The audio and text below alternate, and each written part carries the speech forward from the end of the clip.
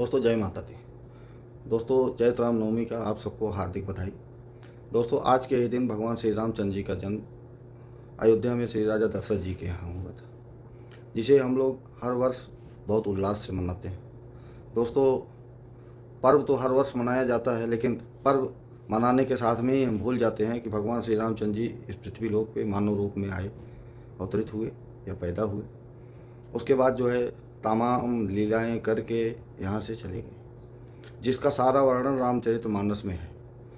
अगर उस रामचरितमानस का वर्णन हम लोग को बचपन से मिलता या अभी के बच्चों को बचपन से दिया जाए तो हमारा समाज कहाँ से कहाँ जाए।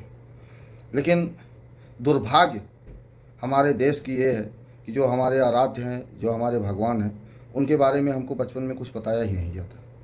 और जब बचपन में हमको जो जो शिक्षा नहीं मिलती है तो फिर हमारे पास टाइम कहाँ है। आज के वक्त में देख लीजिए कि हमारे पास टाइम है, 1 मिनट के टाइम किसी के पास है। हाँ, कोरोना आया था, सबके पास टाइम था। उस समय जो है चाहे रामायण चला दीजिए टेलीविज़न पे या मोबाइल पे या कुछ भी कर दीजिए, सबके पास टाइम था। लेकिन आज के वक्त किसी के पास टाइम नहीं है कि वो रामायण के बारे में कोई चर्चा कर सके या कुछ कर सके। तो दोस्तों हो सके तो ठीक है, हमारा दुर्भाग्य था, हमको बचपन में नहीं मिला जो शिक्षा।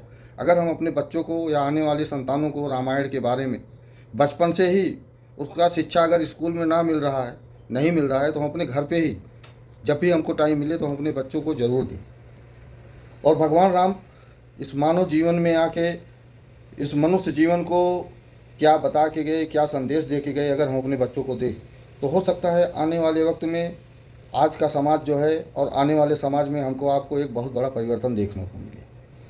क्या भगवान रामचंद्र जी के जो भी संदेश हैं रामायण में, जो महर्षि वाल्मीकि जी दे के गए हैं, अगर उस रामायण के संदेश का 1% भी हम अपने परिवार में अपने बच्चों में दे पाएँ तो सोचिए कितना बड़ा परिवर्तन होगा और हमारा देश या हमारा समाज कहाँ होगा।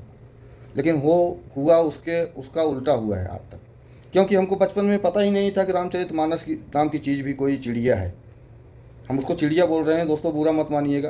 क्योंकि अगर बचपन से हमको स्कूल में जब हमारा जो है विद्यार्थी जीवन का शुरुआत हुआ, अगर उस समय से हमको रामचरितमानस के बारे में बताया जाता तो शायद आज हम जहाँ पहुँचे हैं वहाँ नहीं जाते।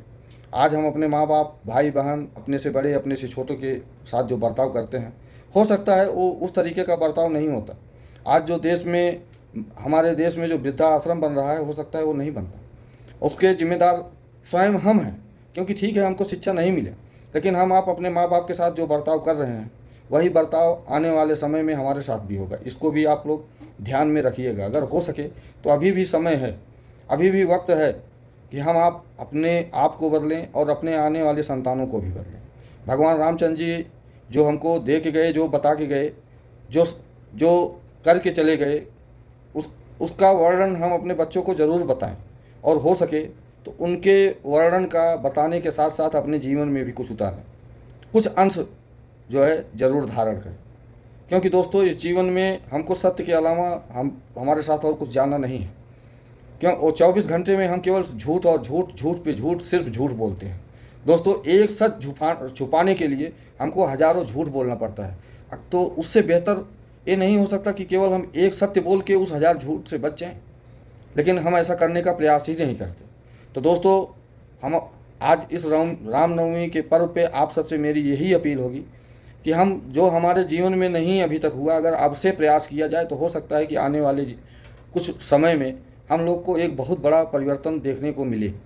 अगर हो सके तो इस परिवर्तन में आप लोग मेरा सहयोग कीजिए और ख़ुद को अपने जीवन में जो आज तक हमारा आपका जीवन रहा है उसमें परिवर्तन लाने का प्रयास करें और अपने अगल बगल अपने बच्चों को एक अच्छी नए जीवन का शुरुआत करने का आप लोग जो है आज के ही दिन से प्रण लें कि माँ दुर्गा के हवन के साथ साथ कि दोस्तों हम आने वाले समय में अपने बच्चों को भगवान रामचंद्र जी के जो भी रामचरितमानस में वर्णन किया गया है उसके बारे में बताएंगे।